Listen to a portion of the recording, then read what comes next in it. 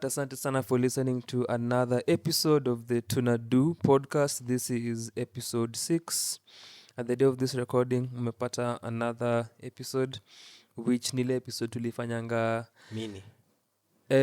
minisode tulifanyanga ile siku tulirecord shughuli ya Nadia Mukami, the apology ya Nadia Mukami. Tukiongelea housing, walirauka na Abe nilikuwa nimeenda kushika mavitu pale Mastaf pale Quickmart. nikuulize na ile episode ile nyingine inatoka lini? Inatoka ile minisode. Inatoka maybe niko inatoka 14th. I hope itoke 14th. Kwa nini? Inafanyika 14th. Nisikie vizuri.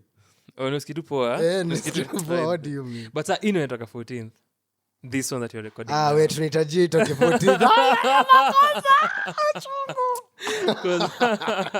Because this is episode 6. So inatoka sasa hiyo wiki ingine. It's a episode that inaweza toka whenever. Because iko tu kuna hii kuna what we just ndio tuzinini. Kuna what we just recorded. Kazi ni mingi. Hata ilikuwa niseme this feels like our first recording ever because ilikuwa si watatu. Tulikuwa si watatu. Ilikuwa sisi watatu. Na times kudoz kwa recording. No, nasema our first podcast recording. Nikafikiri video recording. Nasema Najaribu kuimagine nani yuko ndani. The first video leaders. The second one labda. The first one zi. Ulidoz kwa review ya tra.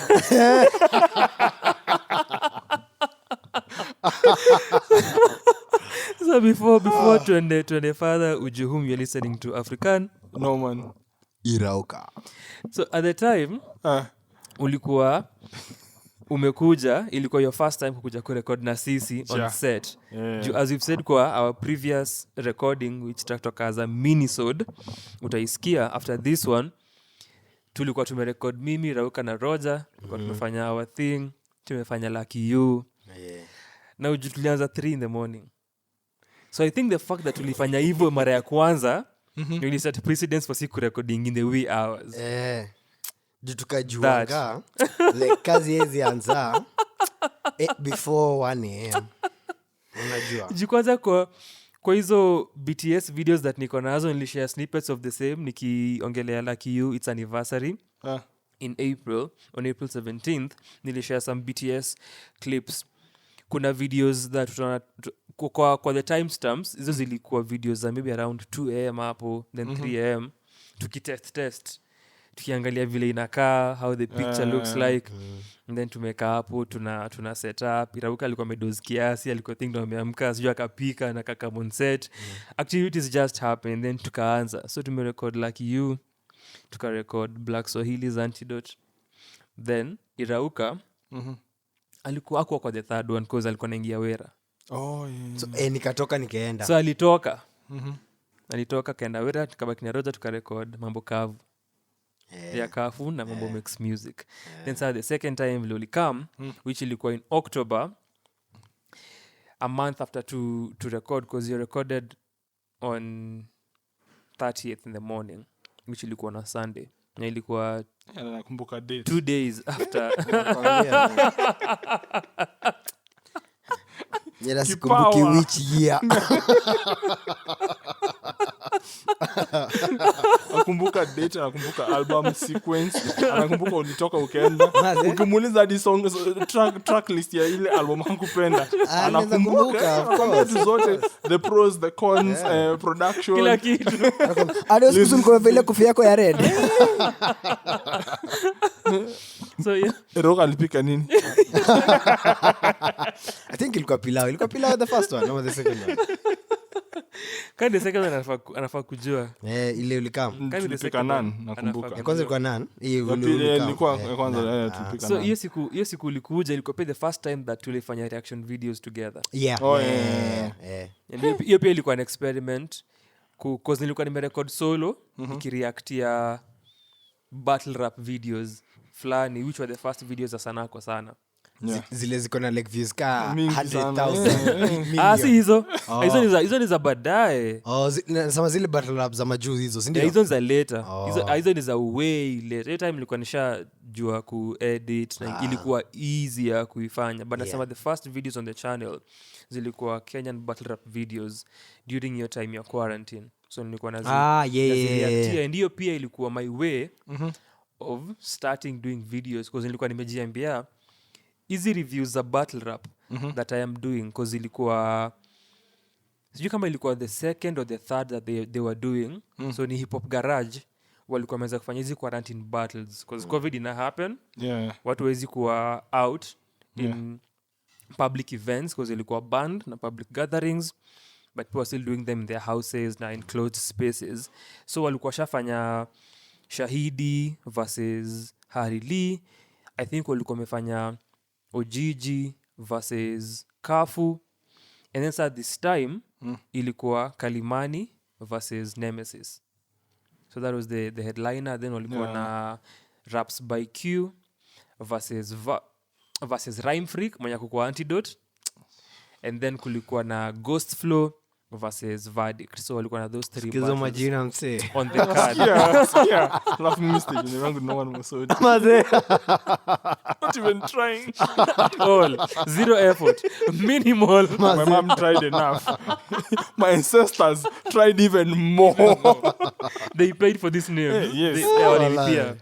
Walilipia. So nilikuwa najiambia staki ni review easy battles by writing about them. Because the previous ones nilikuwa nimeandika kuzihusu, so nikasema easy, I want to do videos of myself reacting to them. So hata sikuwa nimeziwatch zikihappen, nilisema I'll watch them after na nizireactie as a review and have that as a starting point my videos, and nitumie as a chance getting into editing videos and getting into reaction videos. So at the time nimeona some videos online, tutorials, and nikajua kuhusu OBS, which is what tulitumia pia tukifanya the reaction videos pamoja. So nimeona you can use OBS, then nimetumia kamera ya laptop, horrible quality, horrible, hata sikuwa na light, horrible lighting, horrible audio, yani pathetic, absolutely terrible na horrendous, but it had to happen. It had to happen. Otherwise nothing inge exist in the way that iko up until this point, because ilianza hiyo time ika build hiyo foundation na tukaendelea. And so hiyo tufanya hizo reaction videos pia ilikuwa ku-experiment na OBS bado, but sasa recording the screen and whatever we are listening to via OBS, and then kukuwa na simu that records our video, and then kuenda kuzi align afterwards. Hizo pia, and then because of kutumia simu ikiwa kwa charger na connected the laptop, hizo videos kiziwatch ziko na hiyo buzzing sound because of yani I think hiyo inaitwa ambient sound, guys. sound design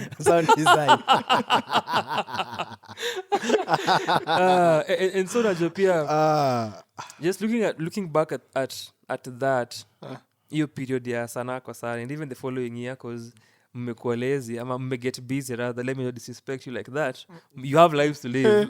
you have lives to live. You have a country to build.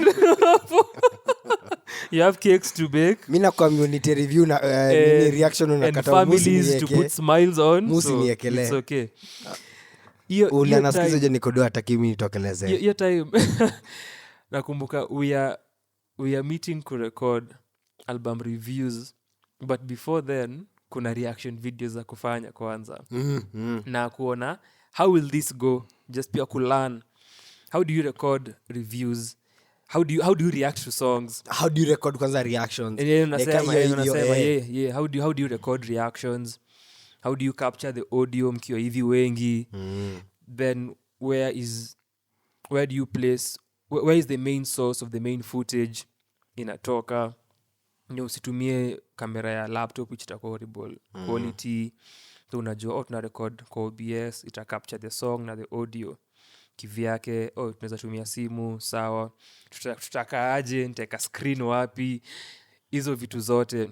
unazifikiria and then kuexperiment kuona sawa let's record. Let's use it. this time since tunapatana we can do some reaction videos as well. We've never done so, let's do so. And so tunafanya reaction videos kasita ama 7. Mnaweza kumbuka any of the songs that we reacted to? Mimi nakumbuka ya Vigeti. Ile headbang.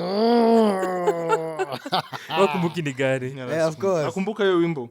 Kwanza hiyo inakoka kwa one of the clips zile utumia za reaction. I was to say that. Ukiona the intro. Inakoga top left. Ni hiyo reaction ya ngoma ya Vigeti. Najaribu kukumbuka. Ngoma ya Vigeti. Mimi hiyo nakumbuka vividly.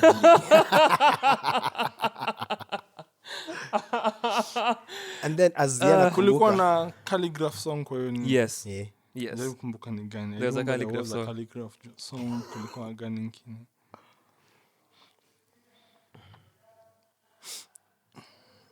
Unakumbuka yote?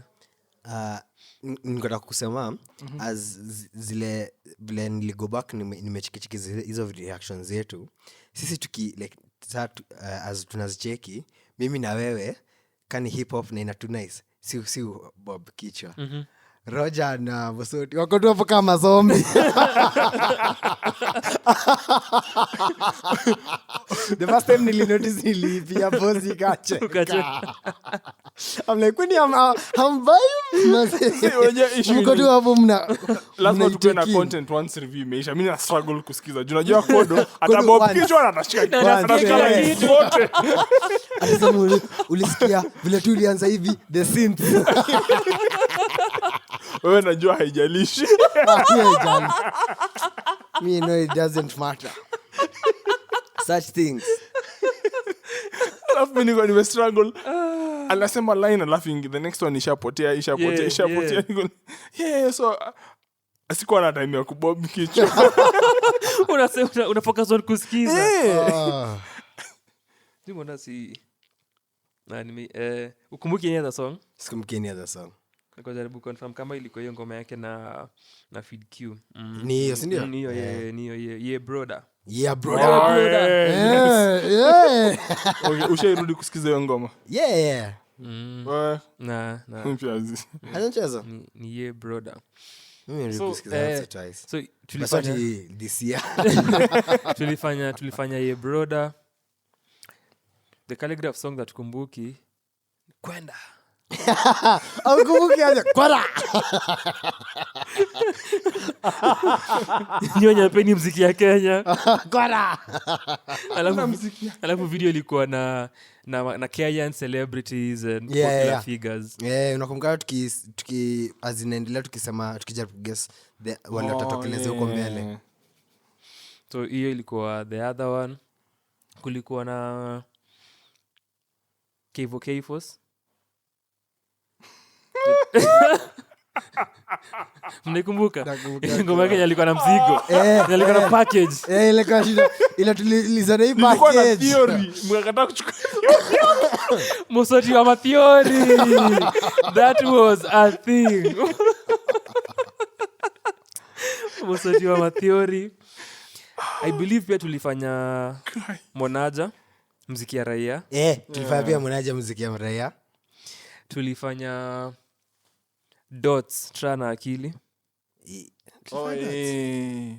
That was the first reaction, as a matter of fact. Skumbuki Dots. That was the first reaction. Skumbuki Dots. Tuli recordingi. What else did you record? So Naja, Tra, K-Fos, Vigeti, Calligraph. I think kulikuwa na one more person. Tulifanya Wajinga Nyinyi. Yeah. The teaser for part 2. Yeah, and then tukidhani itatoka hivi karibuni very soon. Never to be Plan seen. Never again. Never to hivi. George ingelikuwa kina nani?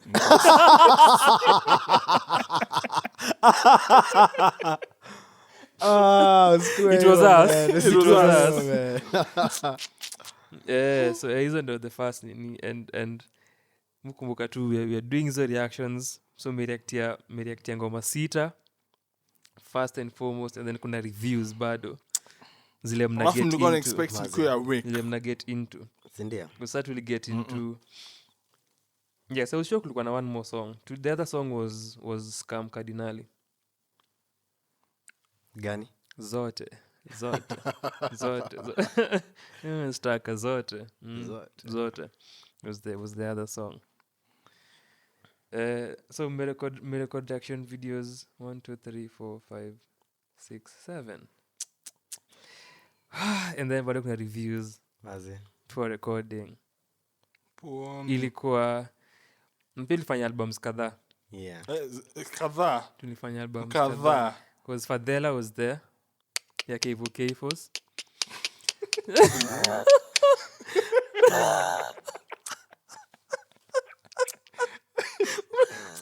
Hiyo kumbukumbu si ya nostalgia.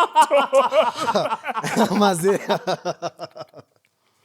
The farthest thing from nostalgia. Walai tena. Mnaweza kumbuka any other nini? Wewe ilikuwa your first time kukuja on set. Kumbuki any project. Ukumbuke? Like you? Nasema on set. Hiyo day that tuli record reaction videos. Unakumbuka any album that tuli review apart from Fadela? Kulikuwa na ingine ile review ya 20 track song. Ilikuwa that day? No, that was after. Atuku review ya nani? Antongaje umse. Sorry, 20 track album. Kuna umse. Hiyo album ya Kahush. Hiyo tuli react ya. Hizo zilikuwa December. Hizo zilikuwa December. Because album unasema ilitoka November 28th. Yeah. Esam Gavi. And there was silence. Hiyo ilikuwa The Showman. Kuna ingine pia, kuna ingine ilikuwa ya ya Kaushi toka December 11th. Kuna ingine ile nasema na si ya nini, si ya Esam. Kuna ingine jaribu kumka the artist. Okay. Yenye nakumbuka for sure ni ile ya December Nyumsa li sell out. Gani? Ile album Nyumsa alipenda si atukupenda. Hebu nikumshie inaitwa gani? Hata nimesahau jina but nakumbuka. Of course you can't remember. I can't remember, of course. Me, I have the shittiest memory there exists. So but nakumbuka. Si unakumbuka kitu kama hiyo? Najaribu kumbuka ni album gani. Huwezi kumbuka. Sema. Wewe unakumbuka yes niambie. Sikuipenda. Sikuiruka sahi. Hebu sema jina tuone kama hata collaborate. Unaweza kusema? Sema jina tuone kama hata collaborate. It's the Don. I like your album. Enda sikiza hiyo review tena. Nitaenda. Mimi nakumbuka nilimjamia for like a whole year afterwards. How dare he like that? tulifanya I'm surprised that nini hauja mention hiyo ndo ulala sad fire trouble. Sad fire ni ile siku na ukuwa na ulikuwa na wera pia. So after reaction videos kadhaa na reviews msakatoka kenda wera. So Sadfa, Tra na Black and then Checkmate Mido. Frequency. Yenye mle ni jamii juu ya kurearrange tracks. Na Fadela ya K-Fos. Fadela. And you're supposed to have a conversation at Checkmate Mido on Frequency. Yeah, maze. On its anniversary. 3 years. Insane. 3 years since that album came out. Utakuja ushare sentiments zako mbele ya sura yake, umesikia? Nishashare hizo sentiments mbele ya sura yake, so for the second time. Ushemwambia rearrange. We had that conversation. Sikumwambia rearrange. Unajua issue playlist ni yangu. Nikitaka kurearrange msanii atakuja ninyang'anye simu. Atadu. Hata kuja nichape ati haujasikiza muziki venye nilikuwa nataka usikize. Kwa nini Charlie Puth? Ni Charlie Puth ama ni nani? Ni nani ule mwingine aitwaje? Of course you can't remember. Naweza kumbuka jina yake. Naweza kumbuka. You have an extremely good memory. Kuna difference. Nakumbuka. Yetu ni standard throughout kila mtu. Mimi vile nilimaliza shule, high school. I purposed to not keep things in my head. Like like niliacha kujalia bado kukumbuka vitu. Kasi kumbuki ni sawa. Mimi as long as I can reference it somewhere. You know, there's also that. I don't need to be kwa akili, so mimi I can reference it somewhere.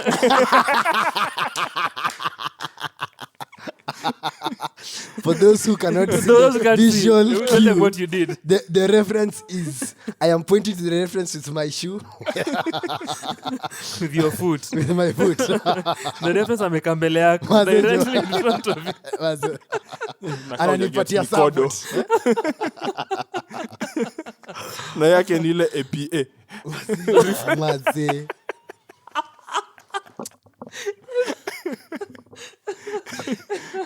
APA referencing. Memory. So you're not big on memory. Not in terms of sika umse ati not remembering willingly certain things. Not But nauliza generally at outside of things that you can refer to na upate ndio hii hapa kuna a Google for example or kuna somewhere that you can get this information from. Just memory as a general idea. What are your I have really thoughts? bad memory, but what I know is mi ukumbuka what I have to remember. So let's take as hizi wera. If you ask me things that I need to apply at work, like uniambie ni quote clauses from, let's say, the standard bid document ama the FIDIC document, hizo nitakumbuka because that is something that I need to remember. But hizi vitu zingine kama album zingine si ati sikumbuke, I just don't see the need of trying to remember them. Alafu pia if it's something that I constantly revisit, that also nitakumbuka. But mimi so much music nikishasikiza I don't revisit it again after kuna a lot of bad You hit music. it and quit it. Yes. So kuna albums zingine, let's say besides Sadfa na album ya Frequency, I never revisited your album ya Kevo K-Force. So hawezi expect nikumbuke. Hawezi expect nikumbuke album ya, let's say, Kahush. I never revisited it, so it's hard. Like ni vile it's no longer an important aspect of my life, so I don't have to struggle nikikumbuka. I don't have to put my mind to it. So ukinikumbusha niko like, oh yeah, there was that. Yeah, I remember it, but you ni after umenikumbusha.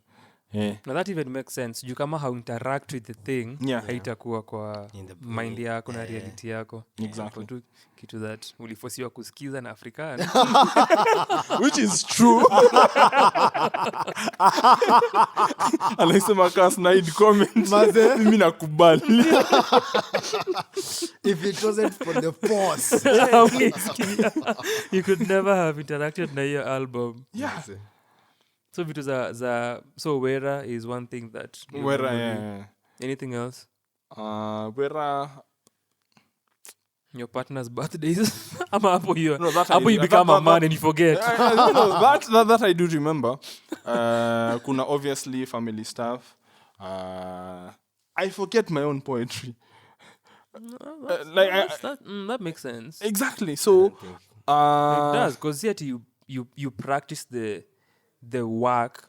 Junajua kuna artist unyonanga how wasanii ukipata an artist kwa show, maybe unaweza mwambia perform for me a song, and let's say they are a performing artist and they do that as their livelihood, they'll play you one of their songs or even two or even three, because who want to practice and they spend time with their instrument, kama ni their guitar or whatever, more often than you do if you have something else that need exactly. enough. So it's the same way. Sasa, the one thing I practice the most ni my 9 to 5.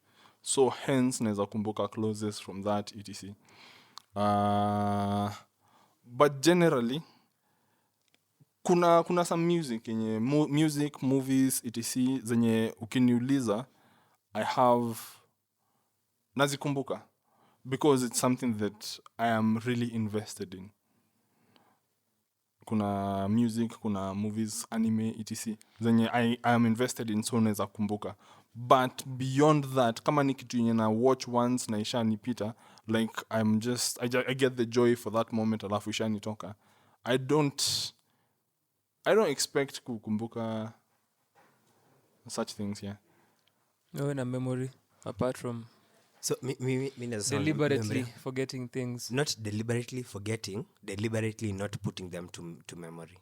Do you know, feel the way my memory works ni like I have to, nikitaka kukumbuka kitu like at that moment lazima ni make a mental note ile ya ningetaka kumbuka hii, so kuna vitu nafanya ndio either I just think, I don't know how best to put it, I put the experience in a box in my head and even nitaikumbuka if kama at that time kama nchikika sahi, if I want to actively have this memory in the back of my mind like sahi na kisha tu naangalia more intently na put details na unajua, so if nikijaribu kumbuka like later on naweza kumbuka hii kwa sababu nimeiweka sahi, I've been intentional about putting it in my memory box. But more often than not, other than zile vitu zinani strike, cause kuna vitu zuku strikes zinakuwa imprinted in your memory, like hizi vitu day to day. Hata there's a time I was really good with lyrics, kukumbuka nini, then nikacha put it to mind. So ni ile hata naweza sikiza wimbo, there songs I love but I cannot sing along. Because I know the lyrics by heart, but like najua I know akifika hapa hivi ana pause, najua akifika hapa hivi ana kuna you know, but like I haven't actually actively tried to remember the lyrics, to put them to, and it happens with my day to day. Hizo ni newer songs, even newer songs, yeah, because old songs, like old songs nakumbuka vile tulikuwa tunaongea over the weekend tukisema kuna song fulani ilikama tukamie na Roger, and then we all started singing, and it's a song we haven't had for like 10 years. Nyimbo gani hiyo? Inakuja tu Inakam tu easily because iko somewhere kwa akili yako, yeah. And even hiyo pia iko informed na the way that we used to consume music, yeah. Pelekeni ngoma yenu Kiss ikuwe brand new hadi next year. Shaskia. Ulisikia ngoma aje? Unaweza kumbuka how you came across that song? You know the song? Ni nani aitwaje? Ni this song. Me I was invested in your beef. Ni this song ya? Ni this song ya aitwaje? Ni one of these watu wenyu. Ilikuwa this ni Klepto. Ilikuwa umsentonga Chihuahua kidis Klepto. Ni this song ya Chihuahua to Klepto. Hiyo time nilikuwa invested in hizo beef. Zilikuwa zinachezwa kwa radio. Somehow. Na nilikuwa nazisikiza. Pelekeni ngoma zenyu Kiss kwa brand new mpaka next year. Alafu also the fact that I had an older brother. These songs. Oh yes. Ilikuanga alikuwa na anapanga na mtaratara. Ilikuanga zone yake. I don't know why I expected Chihuahua to be really big. Like growing up nilikuwa jua Chihuahua tablo na atakuwa the eat. I definitely see that hata mimi kuna vile nilikuwa nafikiria hivyo. As in not to blow up, but ni ile I expected to hear more from him. Like as time iliendelea. And then akatoka ngoma gani ilitokea kama amenyoa? Ile ngoma ilikuwa yeye alikuwa kwa rap mwisho. Sio ya mwisho, unajua ni gani? Ilikuwa ya ni ya calligraph. Ni calligraph. Oh, hiyo yenye alikuwa ati kunyamaza alafu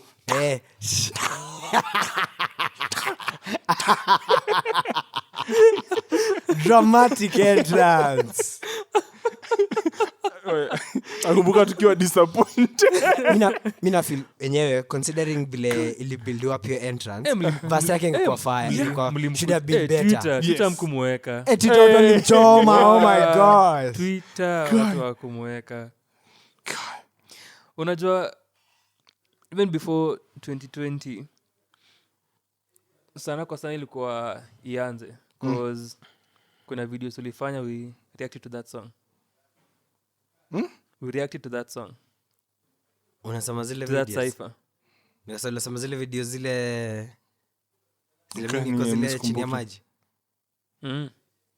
Hizo silisema tuongeleangi. Kwa ni zipi hizo? Kuna dead tips fulani should remain dead. Should remain dead. Oh my goodness. Kuna videos that tulirecord almost a year before Sanaa exist in 2019. Tayari Sanaa was to become a thing. So your time we were spending time, myself, Irauka na Roger Sanaa. And we were planning to work on projects that will never come out because these people that I work with. And coincidentally, I said the same thing yesterday tukiwa hapa. Asidanganye kwa mic. Asidanganye kwa mic zionekana. Na Kakusha na Chance Mire, and Chance was showing us picha alikutumia. Gani? Chance Mire, picha alikutumia ya situ kiperform hapa. Oh yeah. Du, hakunitumia picha. Si alituambia Google lionyesha hiyo memory. Oh yeah, unasema hiyo. Oh yeah. That one. Yeah. So anauliza wase. What happened? Exactly. Yeah, maybe. Do you know, literally kwa hard disk yangu niko na hiyo nini backup. Backup ya? Sija hiyo recording. Watu How did I, but then I saw how I got that recording. Nilikuwa lapi ama ilikuwa ulikumeka mahali uko mbele, si ndio? I literally have the whole recording ya the show. I need to come for it. Mimi niko na part. Mimi get two part of it. Yeah, I have the entire nini collection. Kumali kwa nini na drop album yenu. Drop album yenu unasema nini hapa? I would drop. Na drop na visuals. Beyonce style. Visuals. Hakuna kujoke. Surprise album. I'm expect. There you go. So tulikuwa hapa na Chance after show. Yeah. Yes, Zaituni and just talking. Then Roger akaambia Roger, coincidentally nilikuwa nimetumia Irauka picha. Google naniambia kumbuka this event, this photo, this thing that happened 2 years ago. Nikamwambia Chance Mire, the problem ni yao see. The problem is these people. Roger is money and getting money out here, so yapatikani. Irauka is doing his thing out here, getting jobs once in a while. So they're the people who are stalling. Mimi niko jobless. Mimi sina kazi. Yo hangaiko. So there is no way I am the... Again, history repeats itself. My previous groups pia. As I said, it goes to show you're the pillar. You are the support. Bila kodo. So, kuna Sanaa kweli. 2021. Hata Roger alikuwa surprised that it was 2 years ago. Mimi nakumbuka nikiuliza budget ya kufanya that show na nilishangaa. Budget ya kufanya hiyo show. 2 years ago. Nini budget? Kufanya show ni expensive. Trust me, I know. Mimi ufikiria niko like hizi. Yeah. But eventually sikuja ndafanyia nikishapata sponsors. Mimi natafuta pesa mimi. Maybe after your show yako unaweza. Joan ako available. Naweza kusaidia upate sponsors after your show. Joan bado ako available. Walai. Kuna saini kosha ameshakuwa mkubwa kabisa. Kama ile idadi kwa na followers. I know. Akusponsor. Ali-sponsor hiyo video. Alitafuta msali shoot. Na alishughulika, alitafuta msali shoot. Akamkanja. Wow. Akamkanja, tukafanya vida. Mkamlet down. Editiwa, tukapata. Na hiyo ilikuwa kama tungekipapi momentum. Ingekuwa something that tunge build, but pia as you've said, sorry, just art kuko expensive. Yeah. Kulikuwa na hizo constraints za lack of finances. Za kwenda studio, kulipa hizo vitu zote. So that's why yeah, and then pia vile unasema hiyo art ko expensive. Unajua pia kama as artists we also consume art. Na kuna vile there's a certain standard. We all have our own personal standards. So unapata like zile vitu uko nazo unaona ukifanya nayo haitakuwa ile standard ile unaona na ile unataka. So unaona, do I really want to put it out there juu like una feel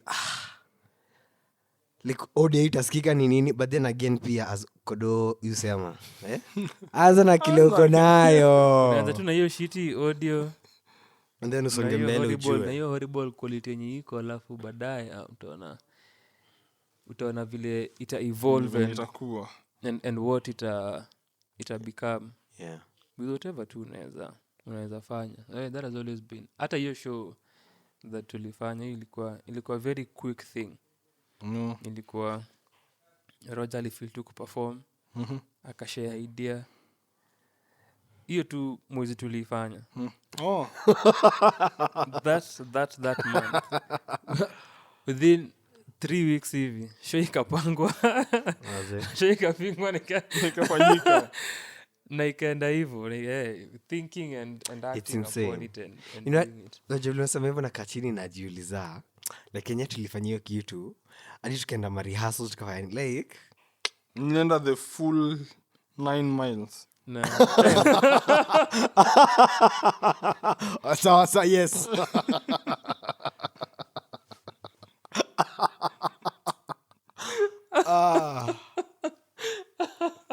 Hiyo kitu umestruggle nayo within your own art practices. Nini yako? Quality. Quality without the resources that you'd want. Yeah. Me, I have so many things. Kumaliza book. Unajua ilikuwa niseme, I have one of your manuscripts. Yeah, I know. Tell me the publish. There we go. There we go. Vile inafaa. Niko na manuscript. Wakitoa ngoma tunapublish. Wakitoa tunatoa. Ulikuwa unasema story of books and writing. So there is a lot of things nataka kuput out niko like unaangalia the works uko like this can be better.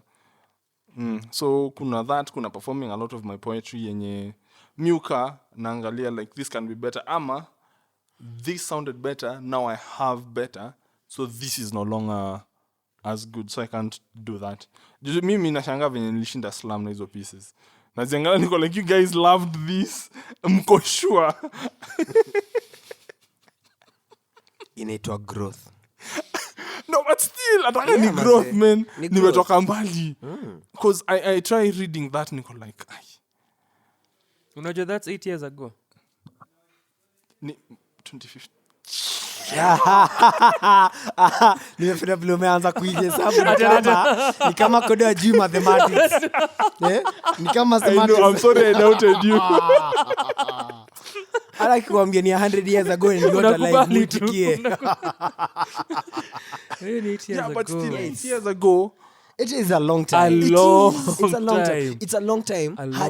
Hadi niko sure zile songs nimeenda from 1 hadi from 4 ukisikiza sahi. Precisely.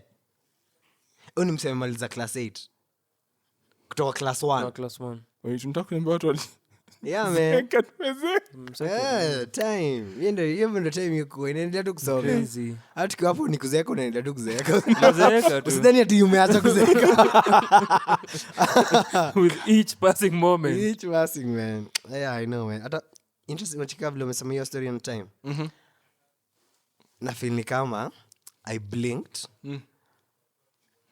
and now nimezeeka. As in na feel kama hata if I get to like 40 50 na feel that will be the same feeling. Na feel kama nilikuwa tu nimetoka high school saa ndio huyu mimi nimefika 99. There's a colleague alikuwa ni show that there's a day alikuwa amekaa tu kwa nyumba yake ana watch news, alafu the wife na the kid walikuwa hapo. Alafu akaangalia akashangaa like hakumbuki when I'll invite the wife. Hakumbuki akimuinvite akikwambia jikuja ulale. So that woman has a child and you wake maze. When did this happen? How did this like it's a moment of realization. Yeah, I mean I'm used to going to easy. Okay, I'm not used to. I went to a house party. Alafu there was this drinking game walikuwa nasema take a shot if you are the oldest person in the room. So mimi nimekaa hapo na ngoja watu wengine wakunywe.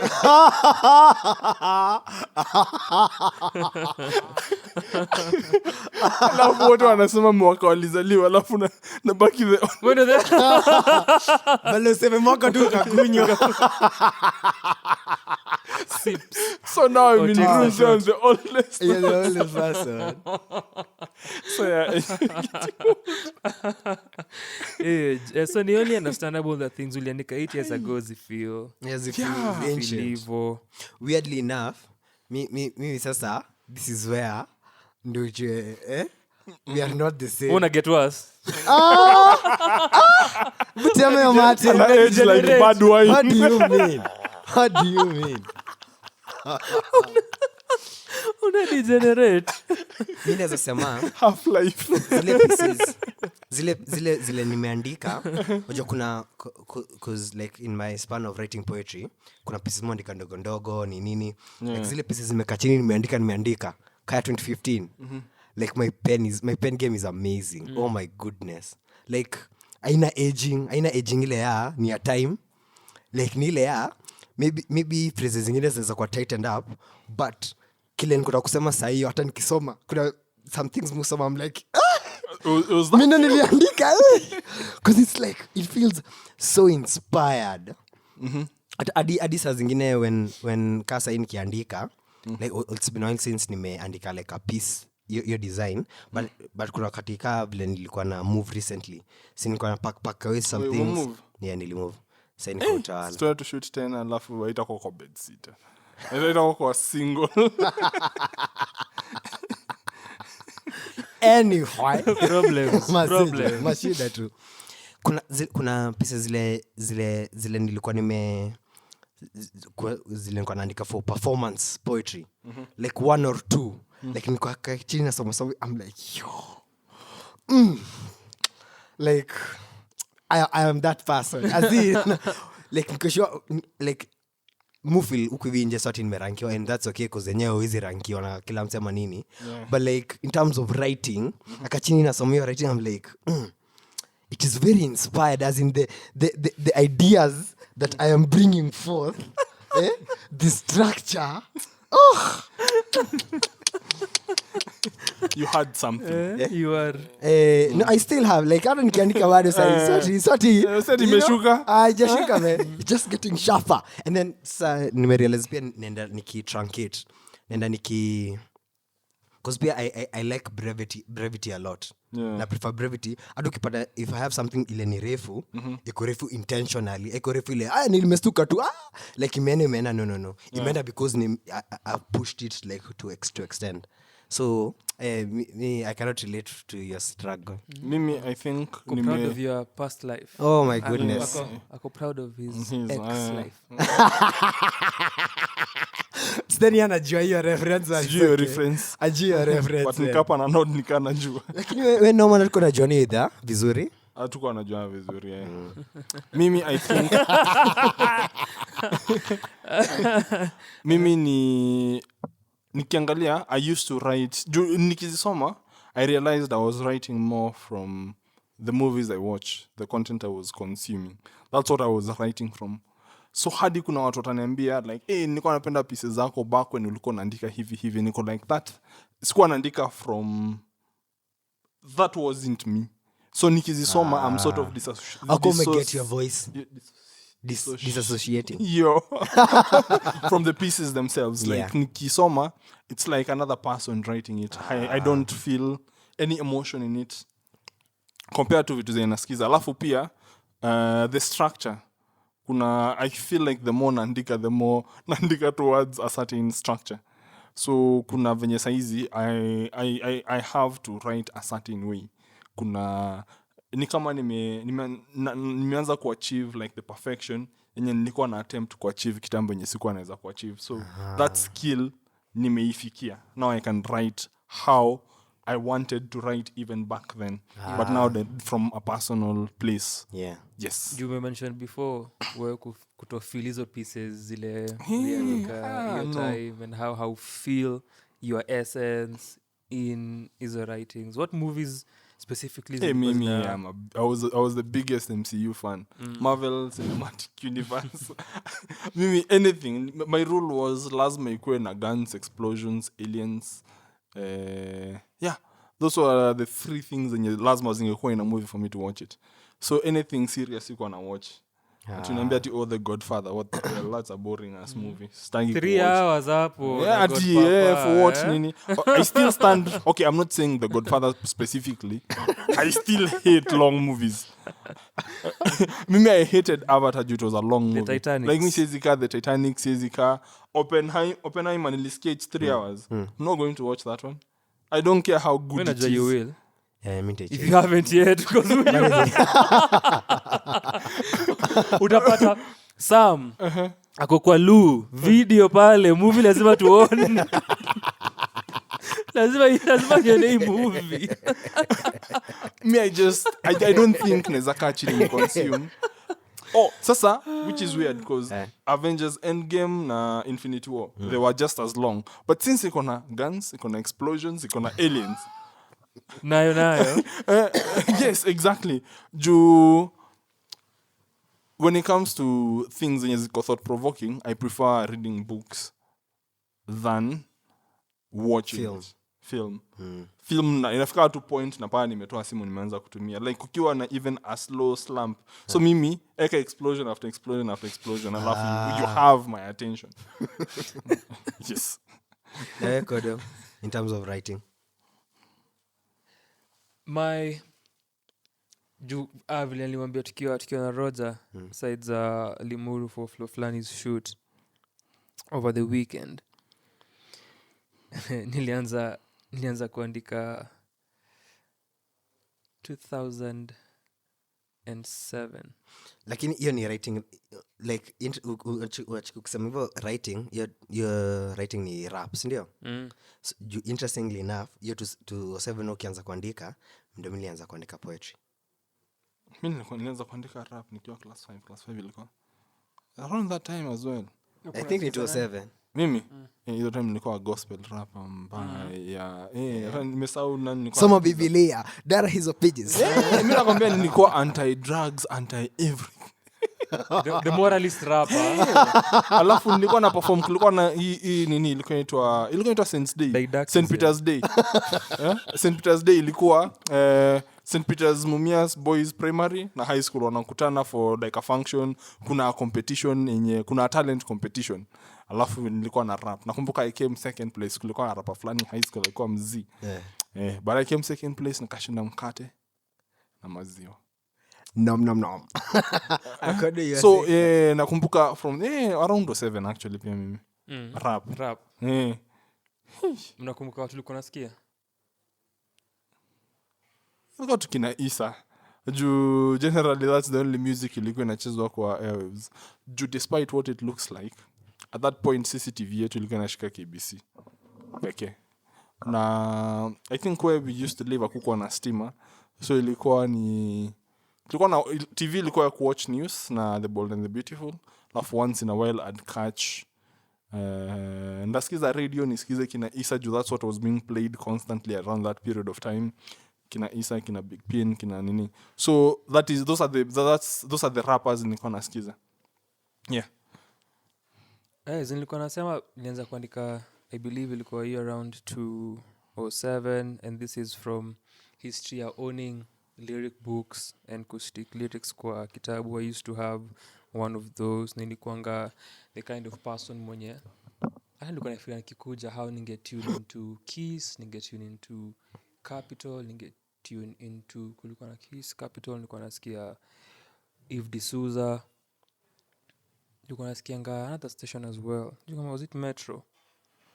But ningekuwa kando ya radio ya mtaa, unangoja hizo radio programs kusikia the songs, then ungengoja gazeti ukat out hizo segments over the weekend uzieke. Pia nilikuwa the kind of person mwenye ningekuwa na kitabu yenye nimeandika the top 9 at 9 list of songs in the order that zilikuwa zina rankiwa, and ninge document week after week how the songs are performing and which songs are getting into the list. So tunaanza kitabu. I was literally about to mention yote na kutuflexia ni practice. Nikisema nikikumbuka I used to do that, then I realize nimedocument for some time. and I've been into documentation for for a while now, but my writing so may develop from hizo late 2000s and then getting into high school, also just still writing, and so from kuandika English raps to shifting that maybe around 2008 2009 kuanza kuandika na Swahili and then after ukadecolonize your mind nikafuata kile Ngugi alisema nikadecolonize akili, nikaanza kuandika verses, nikaanza kuandika mangoma, so niko na verse, a chorus, and I'm even imagining recording the song or performing the song. So niko na maybe a song or two zile ni full length songs, kuna verse, maybe a 16 bar verse, kuna kichorus hapo, kuna verse ingine. Nikaendelea kusharpen hiyo skill ya kuandika high school, kuandika kwa A4 pages, notebooks za classes, or kutoa full scope na unaandika verses and just looking at the thought process, and then influence sasa ya Kenyan hip hop kutake even a deeper hold on me. Ikaanza kujionyesha, and hiyo pia ikakuwa another thing with my writing and how ili switch, and so hiyo growth na hiyo evolution iliendelea up until the point when nikikwambia earlier tukimeet na the effects. Kuna time in 2015 when mi nilikuwa serious about pursuing art and just the craft itself to a higher level, and just coming up na ideas of how tunaweza jibetter as a group and as artists. So one of the ideas that nilishare with the team, the effects, and then pia Nizzle, ilikuwa what if tuanze an exercise which ili come after sisi kupatana at Jivanjitao one of those days akulink. Then at the time pia nilikuwa naendanga hip hop hookup Sarakasi Dome, so nasikia marappers, nasikia hip hop sana, radio stations, najua a lot. Nikamwambia what if ndio tusharpen skill yetu, tuanze kuandikanga kitu ka weekly. So the idea ni each of us ana suggest a topic ama an idea, and then tunatumia na verses. So before you get evil, ilikuwa just ensure that umeandika a verse a week. Something random, kile utaandika and then you submit to each of us. Tuone kile umedu. So that was the concept. Ika evolve into kuandika weekly, but sasa with concepts na ideas. So unaweza peana a topic, a theme, whatever it is, ile ita guide the writing. So Sunday hivi tunajua hii wiki ni msana tupatia, hii wiki ni wewe. So that happened, but of course life gets in the way and vitu fanyika, hiyo consistency pia inadidimia. Lakini huo mwaka ndio mimi nilikeep up na kuifanya kila wiki from time to kwanza kuido. That changed my writing forever. Yeah. Because that same time nilikuwa na get kusikiza kina Tra as na the bigger crew 1183 sasa ku get into listening to them as a group. That same year Charlie dropped All Roads Lead Home. That Classic. Same year, later in the year, Romy dropped Knowledge na Mashairi. Classic. So hao ni watu wenye nilikuwa naongea nao na nilikuwa nawasikiza, because even months before Romy had dropped the album nilikuwa na LD. I was with Romy in LD in August, and I even saw kwa room yake in campus Moi LD, Moi Uni LD alikuwa na chat fulani ya yellow kwa room yenye alikuwa na brainstorm ya tracklist ya hiyo album.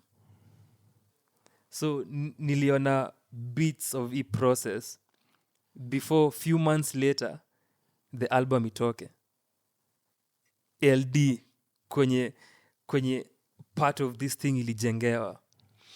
And then through the year nimemeet na Tra number of times anipatie copies za All Roads, cause if kuna mse alitembeza injili ya 1183 ilikuwa mimi. Sasa mimi as far as the effects na my friends kani Morani, Sasa mimi ndo nilikuwa their conduit ya Kenyan hip hop. Hata kumke from high school tukiongea Kenyan hip hop. Sasa nilikuwa naambia kuna wase mnafaa kusikiza, tuna link tunaongea kuhusu.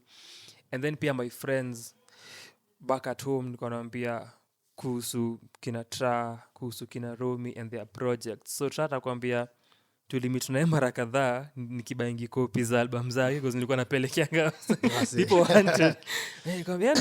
Naambia najua Tra naweza organize na empathy copy. So tunapatana na Tra. So the first time nilichukuanga All Roads, THC mixtape yake ya kwanza ya 2013 na Occult Law 2013 as well, but as Skull Villa nikaget discography mzima, so nilikuwa nazisikiza. In the meantime tunaongea naye, and then nilikuwa na wasumbuanga Romy Kina Tra atakwambia nilikuwa na wasumbua kuhusu lyrics juu nilikuwa na get deeper into their catalog, nasikiza ngoma zao on SoundCloud, on Reverb Nation. I was a big Reverb Nation person because even some of our songs are the effects of Reverb Nation.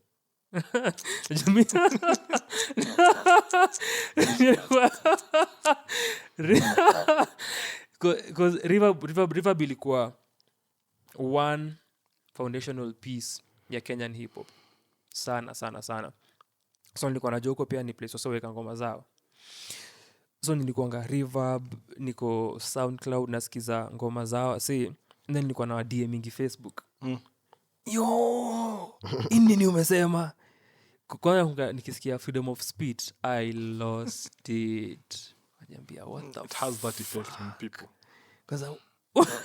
So kuna hizi conversations zina happen na kina Tra na kina Romy na kina na kina Dofa as well later. And then kuna mi kusikia a lot of music, tunasikia kina Slaughterhouse na mi pia as a fan just of hip hop generally nilikuwa naenda Wikipedia kwa pages za wasanii wa majua hip hop, nasoma story zao kwa my small Nokia C1 phone, niko hapo tu Opera Mini. So for instance nimefungua Pheromone. So nimesoma, then unajua kuna hizo hyperlinks za kupeleka to other places. Naenda na huyu, then naenda so nasoma a lot of history on hip hop. And then ungenipata kama kuna a cypher or a song I want to listen to, nenda cyber, nasikia, nafungua page nyingine na check lyrics, najua nasoma the annotations kujua references. So all of these things, and then on top of me kuandika hiyo kila wiki, hiyo idea nilikuwa nimeshare with the crew. By the time that year was ending, my writing was very different. My writing ilikuwa imeenda place ingine yani. Na naangalianga nasema ni fiti that tulianza hiyo challenge na nikaifanya throughout consistently because writing yangu ilibadilika sana. I think msana kwanga very consistent even this and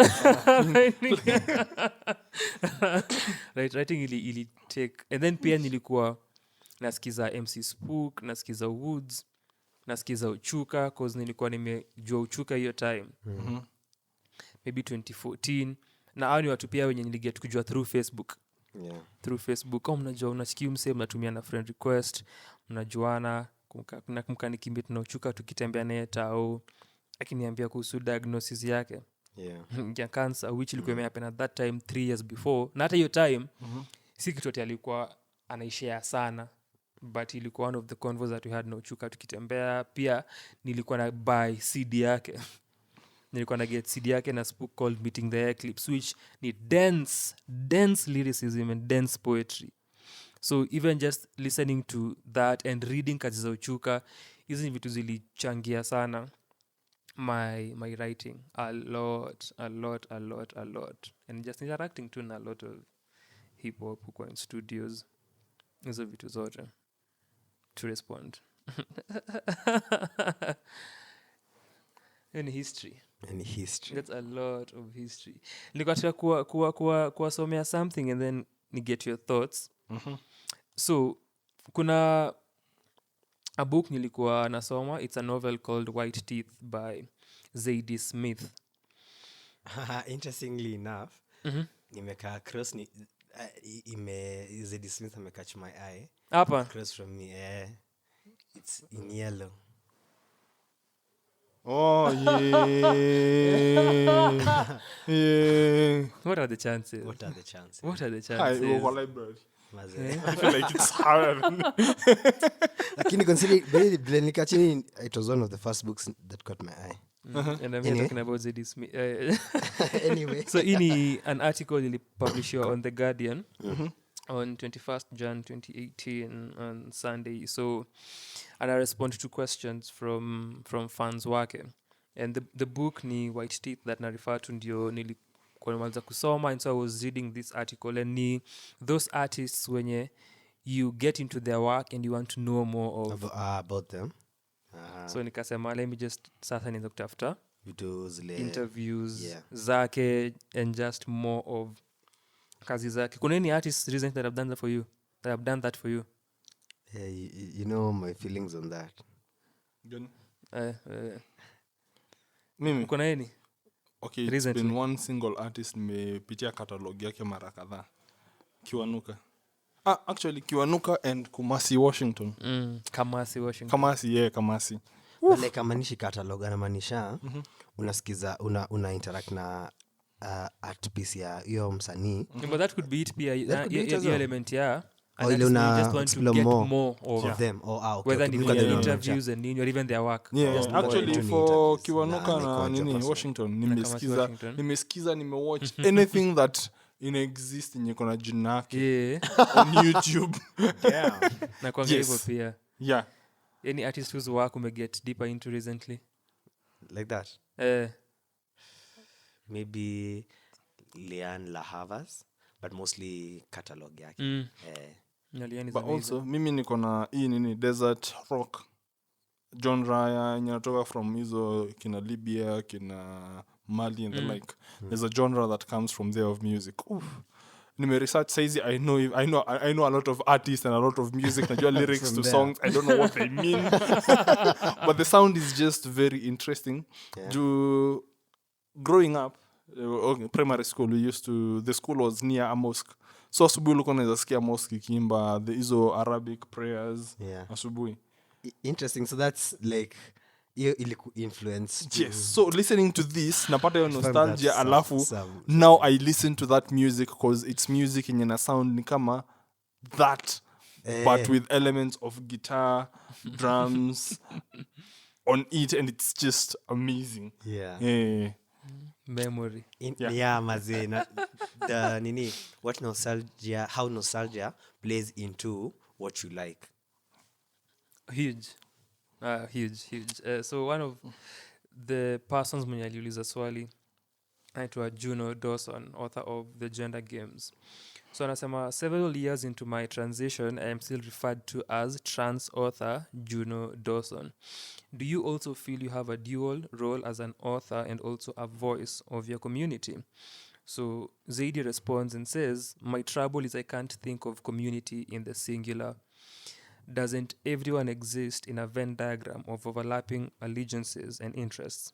I am a black person, also a woman, also a wife and mother, a Brit, a European for the moment, a Londoner, a New Yorker, a writer, a feminist, a second-generation Jamaican, a member of the African diaspora, a Game of Throneser, an academic, a comedy nerd, a theory doc, a hip-hop head, and so on.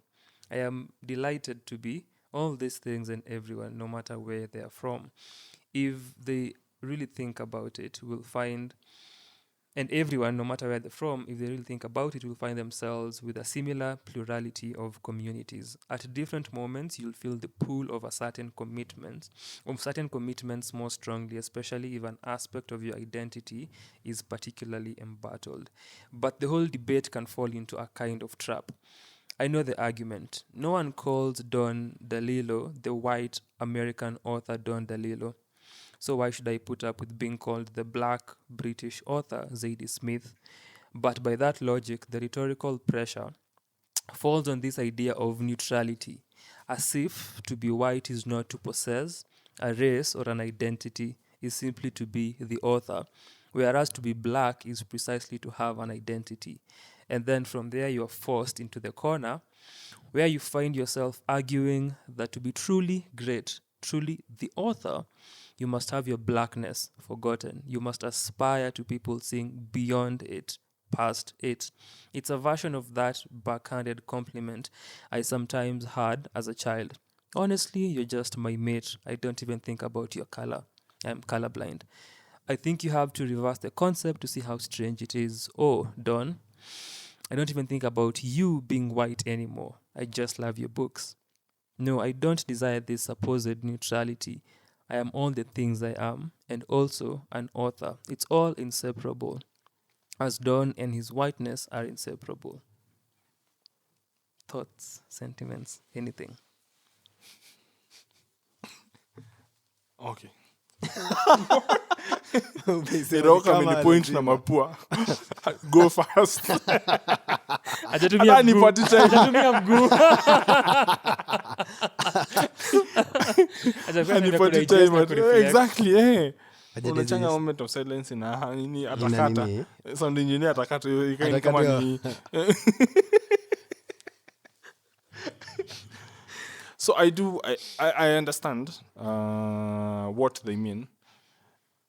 And I think partially your struggle nimeona even in movies wakati, let's say TV producers, writers, etc. They make how is it called? They make one distinct aspect of a person, of a character, inakuwa the driving force of the story. So unapata sort of like this these situations where we have movies now wanna change the race. All of a sudden we have a black person, let's say, doing Snow White. Unapata now the conversation becomes the black person is Snow White. It's not the story anymore. So unapata they focus more on the fact that the character is black, ama the character has this thing that makes them a minority, inakuwa the focal point of the story, instead of just the character playing the role as the role is supposed to be. So I think I see your trouble, and I get what the author is going through. Instead of this person becoming all of this, all of a sudden personality yake inakuwa reduced to this one specific thing. Juka kasa hizi watu wakiniona tu mahali wanajua like, hey, Norman ndio ule civil servant. Norman msanii yule mwenye anafanyia kazi gava, cause it's something kitu nimeanza kusikia more ikisemwa in spaces. I think nilikuwa happy. Where was I? In a government meeting. No. Situation kai. Nilikuwa show ya Liboy, kulikuwa na an intimate acoustic show yenye Liboy alifanya on Saturday na niliattend. So wakati nilikuwa nimekaa kuna mse kwa crowd alisema something about me being a civil servant. So meaning like that was unprovoked. Like hakuna kitu nilifanya yenye ingeleta anything to do with the civil service there. But civil servantness ulileta. Exactly, mimi nilikuwa nimekaa hapo sijaba official. Sikuwa nafanya, sikuwa najenga.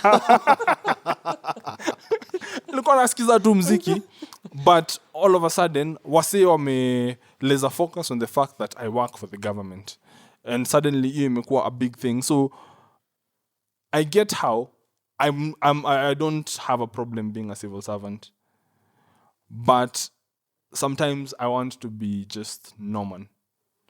Ndakuwa the civil servant, the poet, the QS, the aspiring writer, the boyfriend, and hizo vitu tu zote, the entire spectrum, that is me.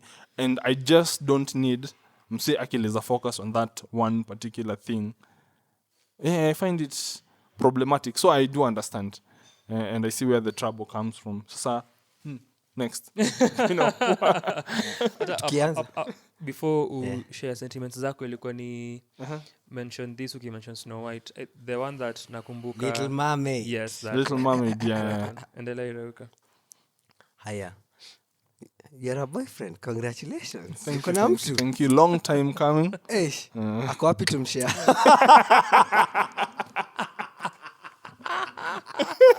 kama nasikiza ni jokes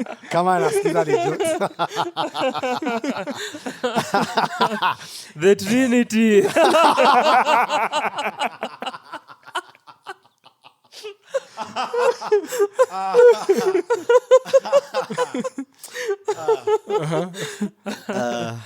Interesting. Unachikia hiyo nini umetusomea hiyo jibu ya Zadie.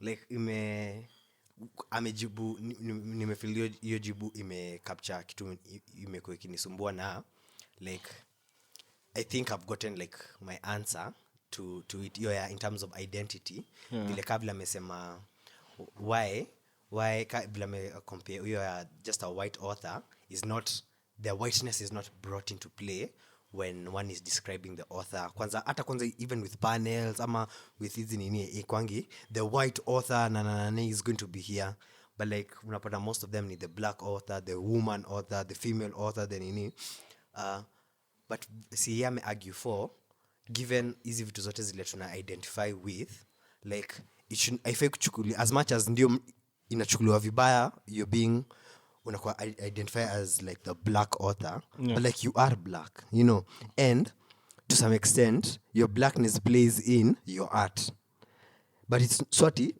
shida tu ni vile watu wanaichukulia na feel na pia sometimes mtu pia anaweza isema na ubaya, nilikuwa niseme pia place ile inatoka place inatoka mtu anaweza isema ile that is the black author, you know, like from a bad place, but like more often than not people use it as an identifier.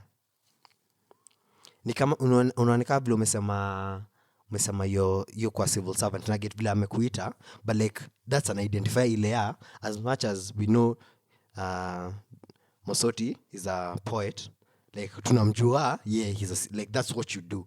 It's nika mimi in most circles people know me as a baker, like kwanza the old poetry circles nikutana nao wananitanga that's the master baker. Master anyway.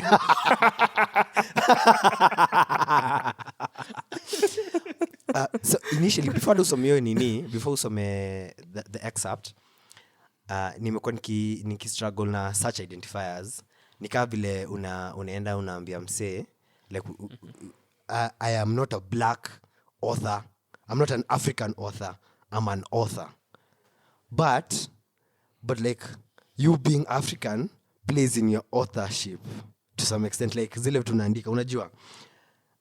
Does it make a difference if it doesn't? I don't think let's say it doesn't. I don't know kufikiria kama sema your Africanness haijaingia kwa art yako, lakini do you identify because pia naona pia shida kubwa ni if you do you identify with the identifiers people are identifying you with. You know, Junile unaweza feel I'm not black, I'm OJ. I'm not a businessman, I'm a businessman. You know, two Hope references back to back. Mazejo. Love it. I would say I'm on the fence on it. Naelewa. It all depends on like intonation na intent. Na intent ile mtu anatumia. And then pia how you take it. How it's received. Juu pia good intentions are not always taken well. You know, with that in mind, I think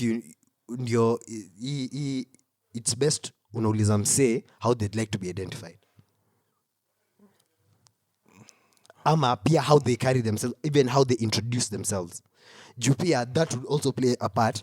And I also understand, I feel Kami, I was, before the Osomio excerpt, I was of the school of thought that mtu afai kusema this is an African author.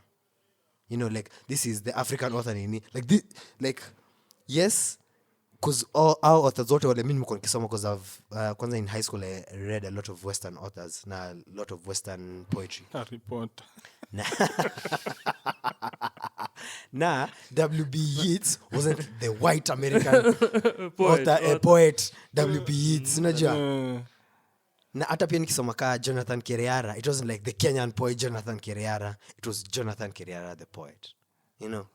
So, I feel hizo identifiers they have a time and place, but so ati si lazima zitiliwa manani unless ule anakuwa identified angetaka, because pia that should be taken into account. But don't you think that sort of creates, identify mtu as that person, it creates a preconceived notion. Let's take your situation ya nini, Little Mermaid, the new one yenye walicast a black lead. Watu waliingia waki-expect kutakuwa this movie will have the race play into the story. So a lot of people either didn't watch. Mimi, I didn't watch it for totally different reasons. I hate musicals. Mimi unaimba unanaribia movie all of a sudden. Why? Kuna explosions. Exactly. Explosions. So a lot of people jutapata, let's say the movie based on the reviews nimesikia, race plays nothing in the movie. It was not, but since it was marketed once the actor alikuwa aliannouncewa wakaona it's a black lead playing what is predominantly a white character in all other versions of the movie, watu waliingia wakifikiria hivyo, so people didn't watch it people prejudged it, people hated it even before they watched the movie. So don't you think that also creates that notion? So it's both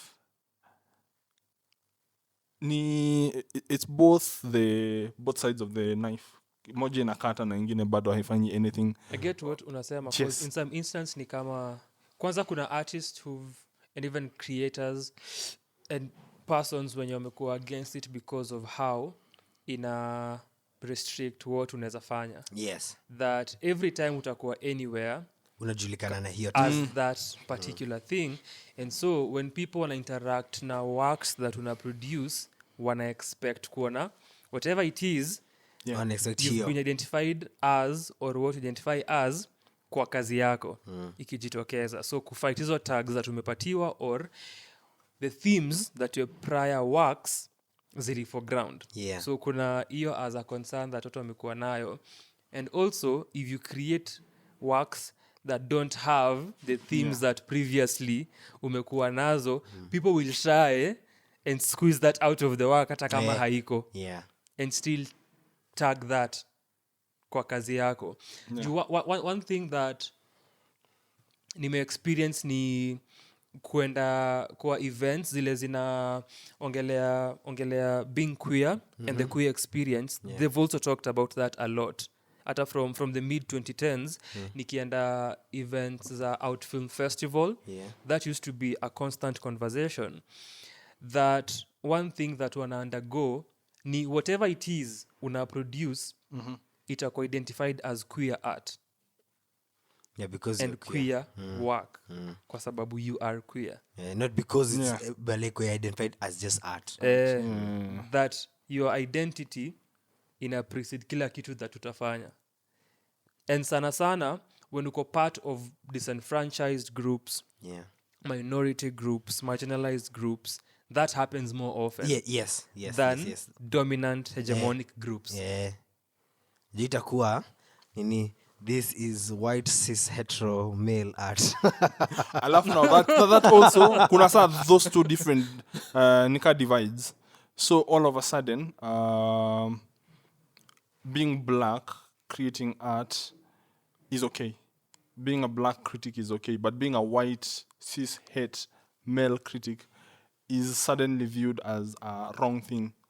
Unaona kuna hiyo perception now. Black inakuwa praised, white inakuwa demonized. Sijui kama una get. So instead of you just being a critic who hates this film, inakuwa this white critic hated this black film. Unaona? Inacha kuwa no, but as ingine it's just a bad film that you have.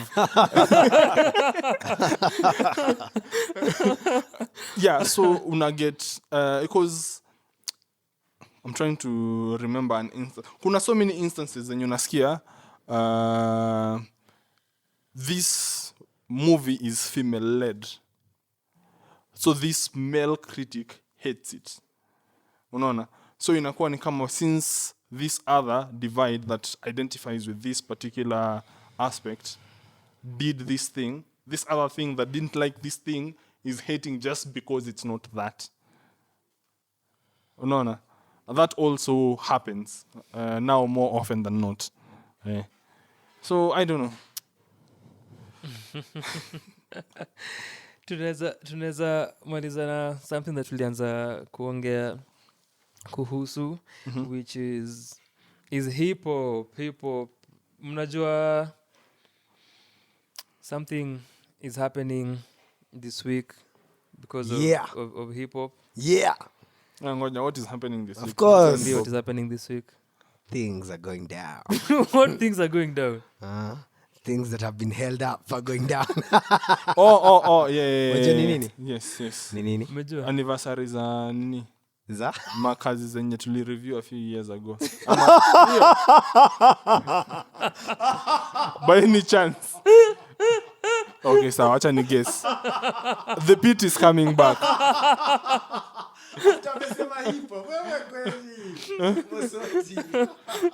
Acha nifikirie the third thing. After amesema hivyo.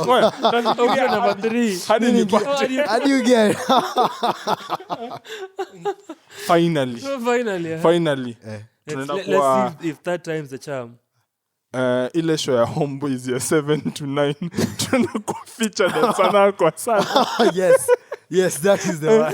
Tukwe interviewed as reviewers and I was not told this before. Ilikuwa ni surprise, thank you. Jadili kwa podcast recording.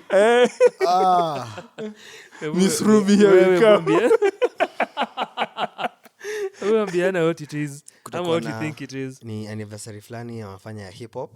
Ina happen at the Mist. K-Shaka wata perform. And then kutakuwa na other performers, DJ sets and whatnot, but like K-Shaka is the main thing. Why is that event happening? Something years of hip hop. Something years of hip hop. Yeah, man. 30 years. How sad, nah? 30 years. It should be 50. 50 years of hip hop. Hip hop is turning 50. Of course, najua hizi vitu ni bless jalangi. Something. Nimesema 50 before. So I know these things. It's just that I couldn't care less. Because I'm the date, so hip hop is... But also, how is hip hop turning 50 in Kenya? In Kenya it's like 40. Haizikuwa mzee hivyo. Nimuulize swali ndio kodo achoke. This is why. Nimuulize tu swali ndio kodo achoke. This is why. You should only trust my opinions. This is the only reason. If there is any more evidence you need, this episode has given you that. Lies. Hip hop turn 50 years and I celebrate its 50th anniversary on August 11th. So hapo ndipo origins za hip hop courtesy of a block party iliyo happen on August 11th 1973, led by Kool Herc, who is the genre's pioneer. So yes, Imagine kujita genres pioneer. We should even end on that note. And so kuna events zimekuwa zikihappen throughout the year internationally to celebrate 50 years za hip hop. Kuna events bado zita happen hiyo 11th and during that weekend and during this month as well internationally, and then huku kuna event that ina happen at the Mist where K-Shaka will be the featured acts. These events at the Mist zina happening kila Friday. So this Friday wana feature the legendary, the pioneering group K-Shaka, and watakuwa wana perform. On top of that pia kutakuwa na a session, but nilikuwa tumalize tukigo through some history here. So kuna ingoma that tulikuwa tuna play before ukuje, because we were just reminiscing kidogo and tulianza kufikiria. What was the song tulianza nayo? Teach Me How to Dagi. Engineer hapo alianza kuimba Teach Me How to Dagi, majuli kwa Mosoti, and then tukaanza kujiuliza who sang that song and just remembering hizi nyimbo. Ukaimba ile ngoma ya Huey. Pop it? Napana. G5. Tell me this, who flies on the G5? The one that I'll talk before that. Gani? What is it called? Pop lock and drop it. Yes. Pop lock and drop it. And just kukumbuka tu easy mangoma, so tuko na play Stanky Leg hapa earlier. Yeah. What do you remember of? Unajua vile umesema vile umeanza na the Teach first me how to dagi. Teach me how to dagi. Hey, teach me how Vile to umesema teach you to dagi, stanky leg imekam to yeah. come immediately to mind. Do the Nilikuwa stanky naweza leg. transition between dagi alafu unafanya stanky. Stanky Leg. And then the other videos chini yake kuna lean with it. Lean with it. Rock with it. Unakumbuka who sang the song? Siwezi kumkalini nani aliimba. Dem franchise. Boys. Baggy t-shirts. Maze, Majinika baggy biggie, jeans. ma snapback, maze. Alafu kulikuwa na Yin Yang Twins. Yeah. Thong. Na ma whisper song. Wase walikuwa they were dope. Walianzisha ASMR before ASMR was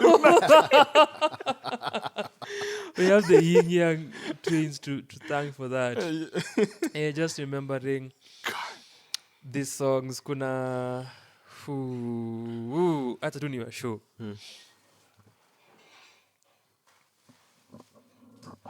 Oh, I think they like me. Anichikiza na tisho. Hiyo tisho ni nini? Dress ya Wakenya kulala nayo. Bana. Dope ass. Yo. Kuna yimbo ilikuwa na TI na ilikuwa Echo Plies. Yenye kulikuwa na msee ana skate. Misove inaitwa. Ilikuwa featuring TI. Mimi nakumbuka TI versus TIP, Unaijua? Chani tafute. I loved that song. I still love it hadi saizi. Ni TI, Young Draw Yes. na Young Ele. Yes. Nimesahau that song goes. Man, Southern hip hop, Southern. Ebu tafute. Southern hip hop. Ena.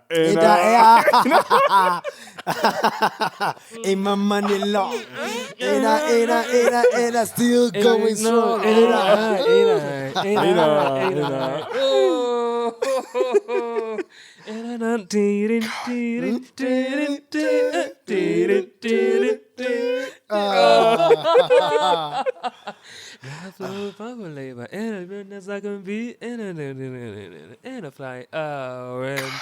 And the song that revolutionized music. Kutaja. Soulja Boy, tell him. Revolutionized music. Tell him. Crank Yenyewe alikuwa anajua that. kijita Soulja Boy, tell him. Crank that Soulja Boy. Indio ilifanya YouTube ika become a thing. Ngona how many views? But let's guess. How many views do you think it's Ngona around 320 m. Yako ni 320. Mimi sikuwa nipite 100 lakini after nimesema 320 Una rethink. na rethink. Mimi ningesema 250. Juu mimi singepita 100. Umesema? 320. Ongeza almost another 300 juu. 600 million. Almost. Iko 556. Million. Imagine kuna wase millions walirudi wako like unajua nini lazima nisikize you tena.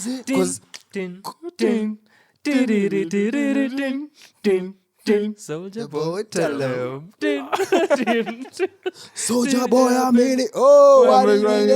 Oh, Soulja Boy, the super. Now watch me, you, the Soulja Boy, you. And then the fact that 2007.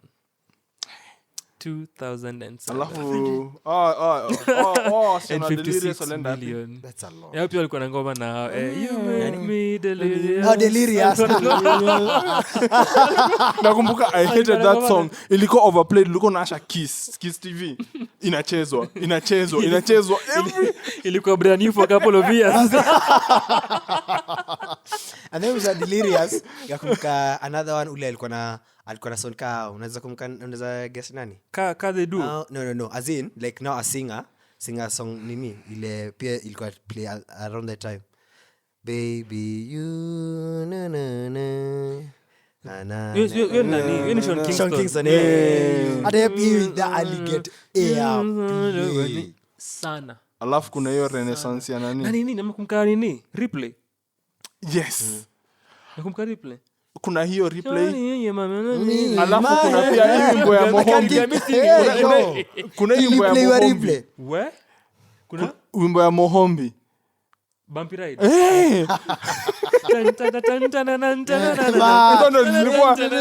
Radio. I want to rock like a rodeo. Alikuwa na ngoma na STL. Ngoma gani? Later did a song na Stella Mwangi, which is one of Stella's biggest songs. Mnaweza kumbuka your first interactions na hip hop? Isa. Mimi ni Isa. Ukauliza rappers then utakwambia hiyo si hip hop. Wallahi.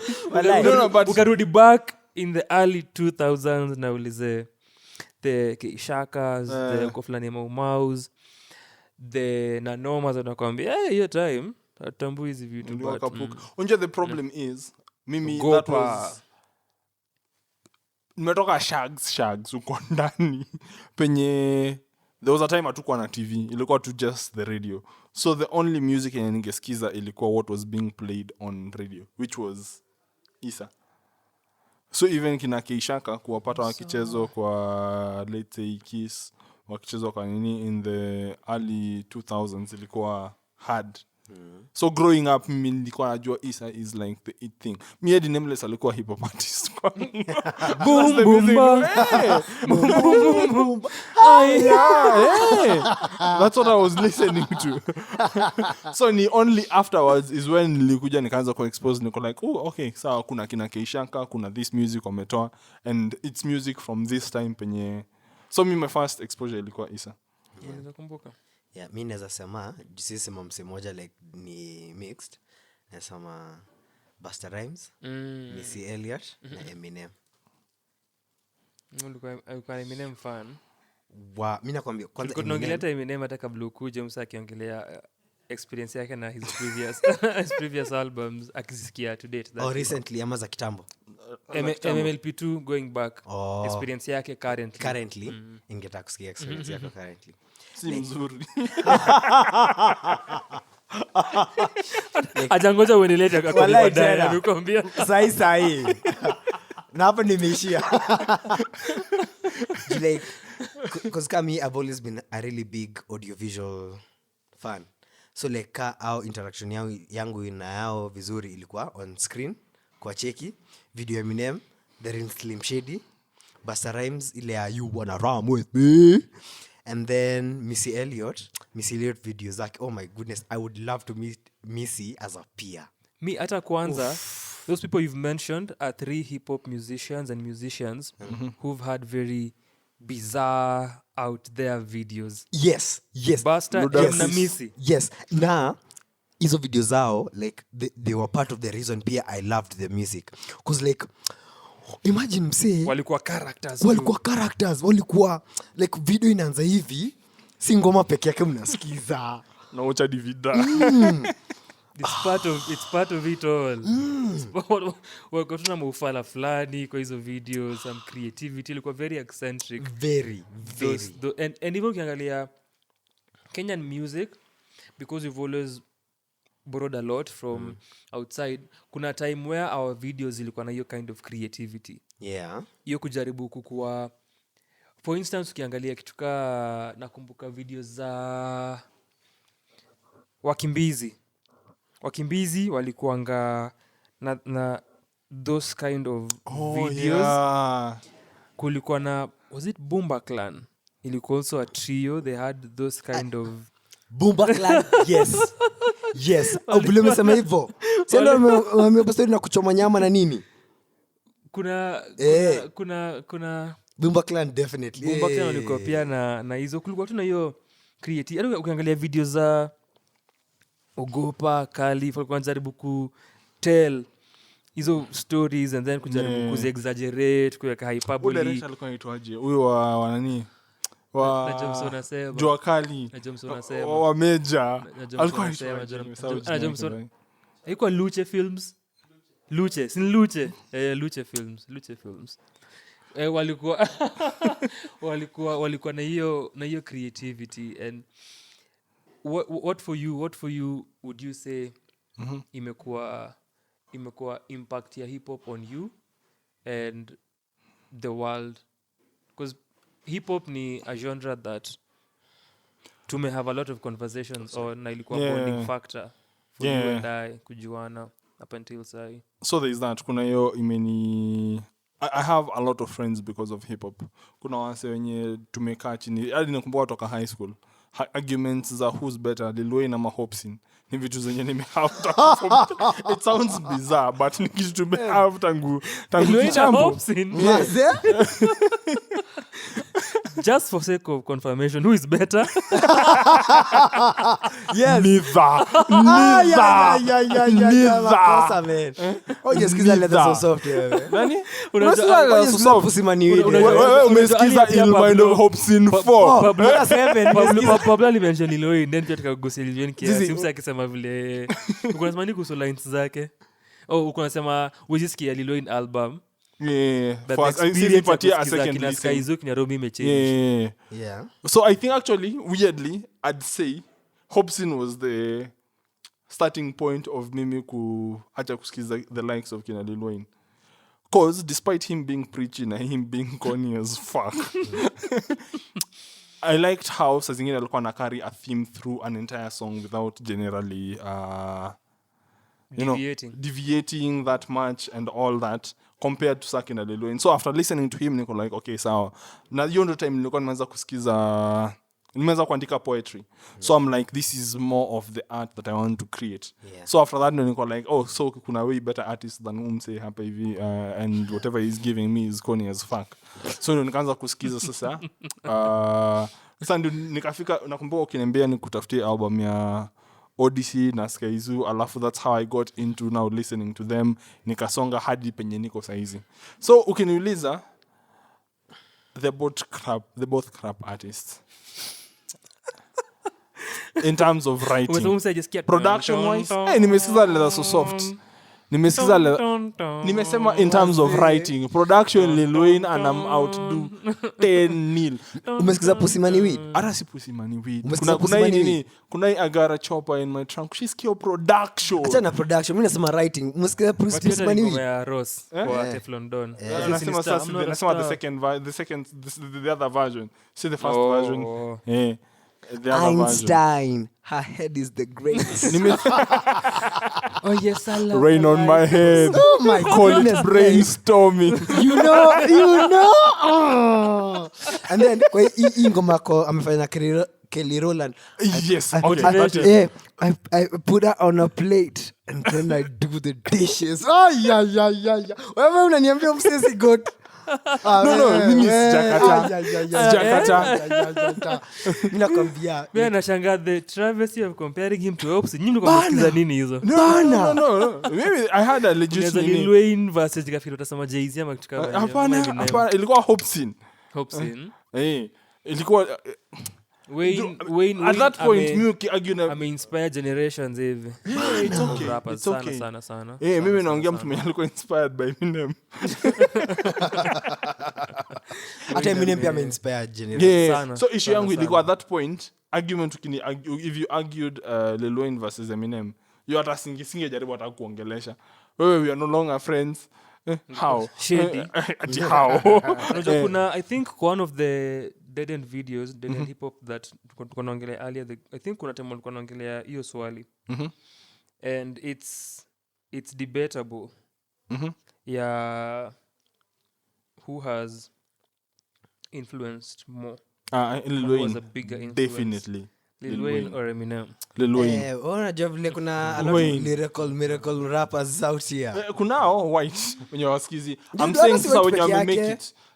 Think about what onye inspire artists who have actually made it. Many. Kila mtu yote mwenye anaimba na codeine.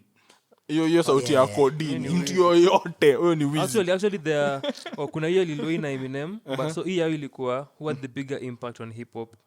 Jay-Z or Eminem? Eminem. Niambie an artist mwenye Jay-Z inspire. mwenye unaweza point out unachikika Jay-Z cause kama mimi first of all sisikiza nini catalog yake vizuri juu I don't fuck with his writing but boo nikisema writing namaanisha what he talks about cause ashina vile kuna do vile ana cut cocaine vile nini it's like rain on my head because it brings something you only relate to of course because I'm busy raining on people's heads. What do you mean amalize Maliza. but you'd say Jay-Z regardless of wewe kutomsikiza hivyo sana. Yeah, cause Jay-Z I make like a lot of invisible hand moves as in sio vitu like ile unazoona unasema umsemefanya hivi but like he has his hands in the game like so deep haujui like kuna vitu move his zile pieces move ni very impactful. So my label yake pia kuongeza label ni nini so niko kusema kwa artist wanatoka my question project is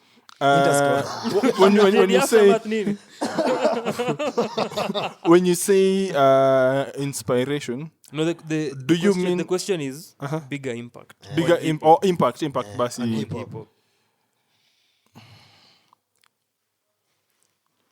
It's okay mimi naona Jay-Z hadi mimi Jay-Z definitely ilikuwa such an interesting debate kusikia views zao, kusikia pia views za watu wengine and what people have think about it na sentiments zao.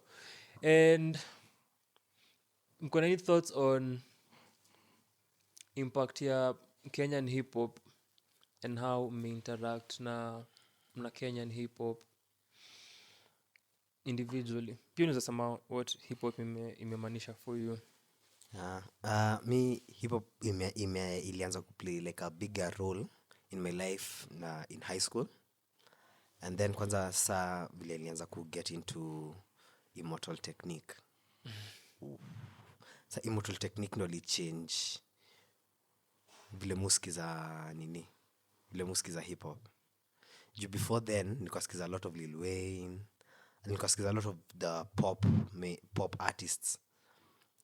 Lakini sasa vile Jemo tena plug maze Jemo ni plug mbaya plug vile alini put on to nini immortal, and then zile vitu immortal asema nimekam realize I'm really drawn to people who don't talk about the norm. Yeah, we know that. We know. Kenyan rappers know that about you.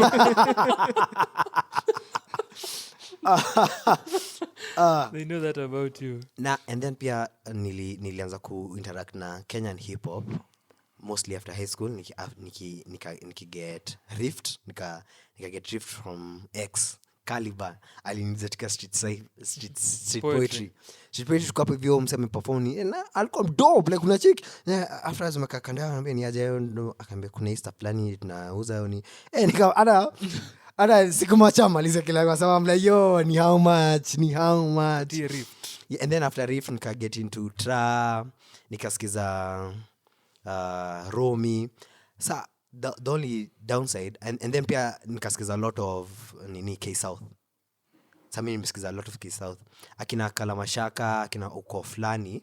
First of all mimi sisi nimesikiza sana juu growing up sikuwa na access, and then even afterwards could get nini yao it's not as easily available to me juu ku get ile unaweza nikakwa simu nitembee ni ngumu sana. And then pia hata nisikie kile wanaongelea tu struggle na nini, and it's not something that draws me ile ya nikitaka obviously like as time goes on nitaka chini nisikize their discography na nisikize vizuri, but siwezi sema ni muziki yao ni muziki ile inani draw other than vile wana cause hata techniques zao swati walikuwa na the little that I've listened to techniques zao see as technical as I like it, cause ni very raw rap na very emotional na very very time centric, lakini pia considering zile issues alikuwa na rap about bado tunazipitia like unaweza sema ni timeless. Have you not been on this podcast lamenting about politics and the same issues that they rapped about 20 years ago? So pia naweza sema pia with that in mind, because like hiyo time nikiwasikiza I wasn't as politically minded as I am now, so pia that will also play like a role na vile nitasikiza.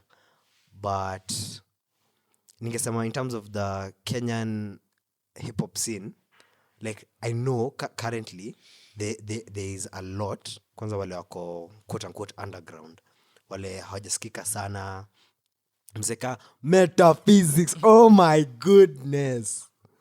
Oye, umesikiza metaphysics wewe? No man, niwe naongelesha. Umesikiza metaphysics? Hebu sima mic yake. Hajasikiza nyinyi mtu. Metaphysics. Hata yuko rada. Umesikiza track isema though. Yo.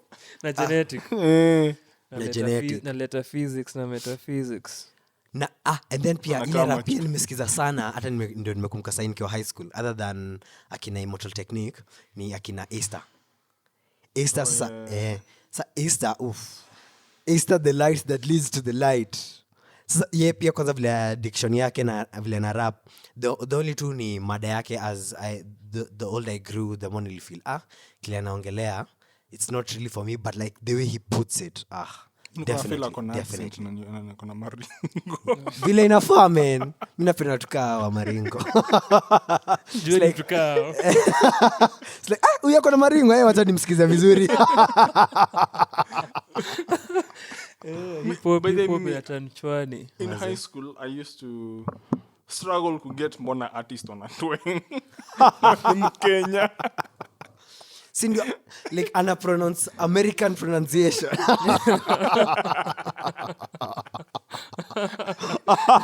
American references. American references. Maze.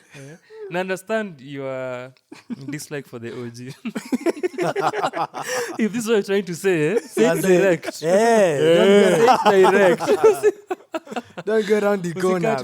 Usikat corners. But hata nimefikiria how tunaweza vile recordings tutakuwa nazo pia for this month, tunaweza delve too deeper into hip hop. Yeah.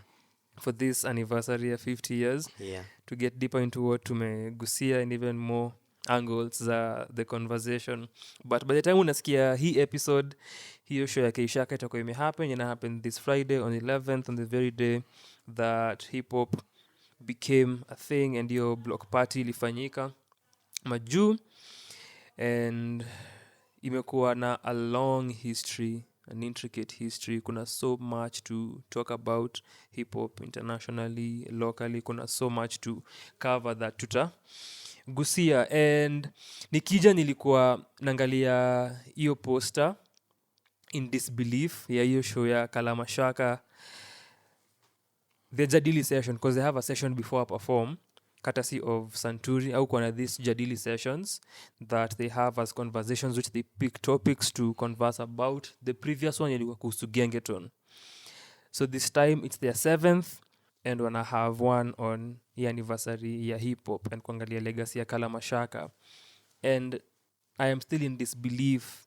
Nikija kwa Martin, nilikuwa naangalia nikiwa kwa traffic, and how, as I was saying kwa review ya Calligraph, tulikuwa discuss actually jana tukiwa hapa hivi na kina Wambo alikuwa anasema alikuwa achikia review anacheka, yani nikirant na nikilament about how pia alikuwa na feel the same thing, because previously akisikia Calligraph alikuwa anazushia tu say around her umse anafanya nini vitu kama hizo.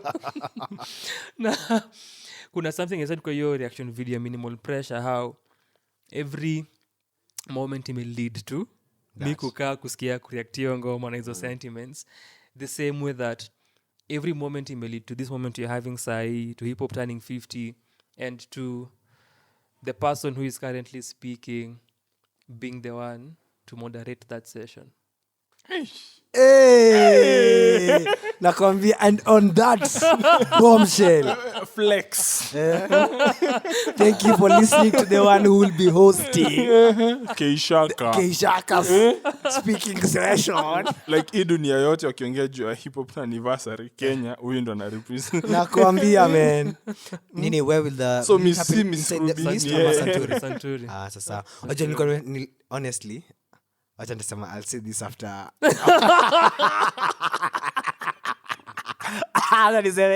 inasema baada ya kufunga kazi kufunga mitambo. ni hayo kwa sasa. Asanteni. Asante for listening. Like this, subscribe depending on the options that the platform you're listening to nakupatia. Shukran sana kwa kusikiza. Until next time, shukran. Tuambie pia your reflections on hip hop and on what we've talked about. Changamka vile inafaa kabisa. Na mkoe na siku njema. Maze.